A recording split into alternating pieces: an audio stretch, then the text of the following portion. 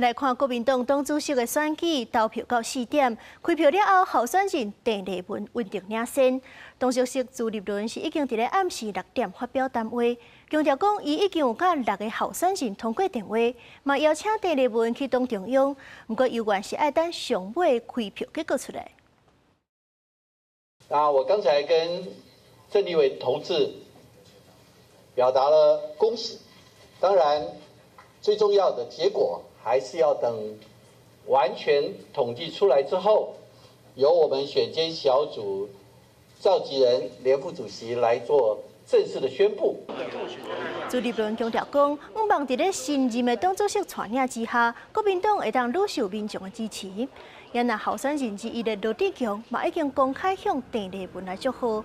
不过，国民党新任的党主席的结果，犹原是爱等开票的数字确定了后，由国民党中央公布才有准算。